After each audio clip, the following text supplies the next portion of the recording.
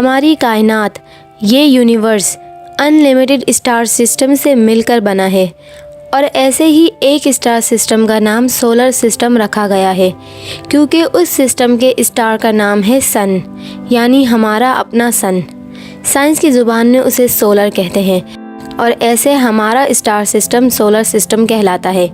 हमारा पड़ोसी star system Alpha Centauri star system है। हमारे सिस्टम में बस एक ही स्टार है मगर अल्फा सेंचुरी सिस्टम में 3 स्टार्स हैं। खैर, अपने पड़ोसी के बारे में जानने से पहले हम अपने सोलर सिस्टम के बारे में कुछ जानकारी हासिल कर लेते हैं। अब तक हमारे सिस्टम में 9 प्लैनेट्स और उनके मून्स के बारे में हमने काफ़ी कुछ जान लिया। थोड़ा सा गहराई में देखते हैं और ख़ुद उन प्लैनेट्स पर जाकर अंदाज़ा लगाते हैं कि अगर वहाँ जीवन हुआ तो कैसा होगा। शुरुआत करते हैं सबसे पहले प्लैनेट मरकरी से, जो सूरज से 5 करोड़ 86 लाख किलोमीटर की दूरी पर है, यानी 57 मिलियंस। जब ये हमारे घर यानी प्लैनेट अर्थ और सूरज के बीच से गुजरता है तो हम उसे देख सकते हैं, जिसको ट्रांजिट कहते हैं। सूरज से इतना करीब होने की वजह से ये बहुत गर्म है, मगर याद रहे सबसे गर्म प्लैनेट होने का शर्फ वीनस को हासिल है, जबकि वो दूसरे नंबर पर है। ऐसा क्यों, थोड़ी देर में जान लेंगे। खैर, मरकरी का टेम्परेचर दिन में तकरीबन 450 सेल्सियस तक होता है, जबकि रात में उसका टेम्परेचर तकरीबन -175 सेल्सियस तक गिर जाता है। ऐसा इसलिए है क्योंकि मरकरी पर मौसम एग्जिस्ट ही नहीं करता। एटमॉस्फेयर ना होने की वजह से दिन में शदीद गर्म और रात में शदीद ठंडा हो जाता है। बात करते हैं मरकरी की ग्रेविटी की, जो अर्थ से तकरीबन 38% कम है। यानी अगर आपका वज़न 100 किलो है तो मरकरी पर सिर्फ 38 किलो होगा। मरकरी पर अगर इंसान ने कदम रखा तो बिना ऑक्सीजन के वहाँ सिर्फ 2 मिनट तक ही ज़िंदा रह सकते हैं। हम इंसान सिर्फ ख़ास किस्म के स्पेशल सूट के साथ ही मरकरी पर रह सकते हैं। जाहिर है वजह वहाँ का टेम्परेचर है और सूट के बिना तो बस 2 मिनट में ही या तो कुल्फ़ी से ज़्यादा जम जाओगे या पिघल कर ख़त्म हो जाओगे। मरकरी पर एक दिन अर्थ के 59 दिनों के बराबर होता है। एक बार सूरज निकला तो 59 दिनों बाद ही डूबता है। मरकरी पर दिन के उजाले में भी हमें नीला आसमान नहीं बल्कि तारों से भरा हुआ काले रंग का आसमान नजर आएगा, क्योंकि वहाँ एटमॉस्फेयर नहीं और कोई मौसम भी नहीं। मरकरी के सरफेस के अंदर 85% मेटेलिक कोर है, जिस वजह से अर्थ से बहुत ज़्यादा रेक्टर स्केल्स के मरकरी क्वेक्स होते हैं, जैसे अर्थ पर अर्थक्वेक्स होते हैं।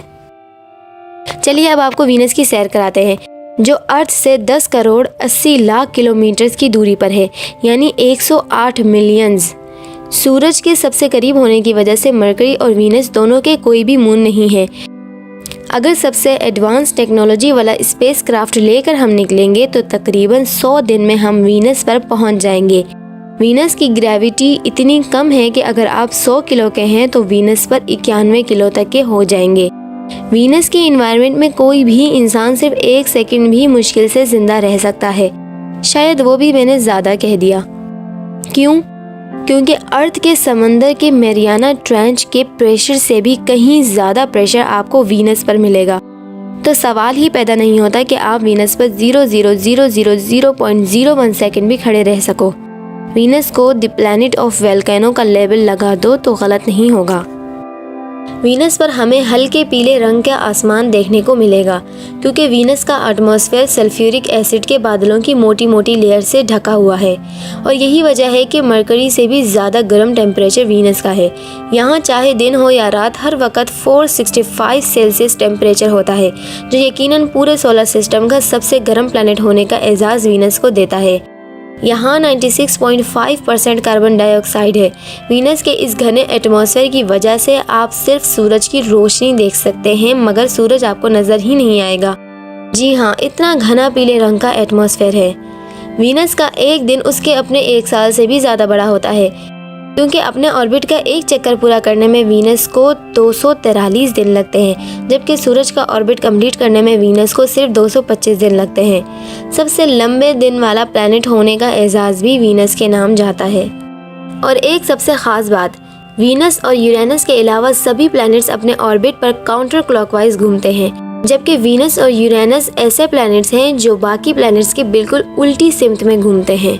खैर, साल 1970 से 1982 तक यूएसएसआर यानी सोवियत संघ रशिया ने वीनस पर 10 ह्यूमन स्पेसक्राफ्ट भेजे थे, जिनमें से 8 की सॉफ्ट लैंडिंग कामयाब भी हुई थी, मगर सभी वीनस के एटमॉस्फेयर में जिंदा न रह सके और उनमें से सिर्फ और सिर्फ एक स्पेसक्राफ्ट जिसका नाम वेनेरा 13 था, वो 127 मिनट तक वीनस के एटमॉस्फेयर में टिका रहा और 2 घंटे तक अर्थ पर वीनस का डेटा ट्रांसफ़र करता रहा। उसी की मेहरबानी से या यूं कहें कि कुर्बानी से आज हम वीनस के बारे में इतना जान सके हैं। वेनेरा 13 ने कुछ फ़ोटोज़ भी हमें भेजी थी, जिसकी वजह से हम जान सके हैं कि वीनस असल में ऐसा दिखता है।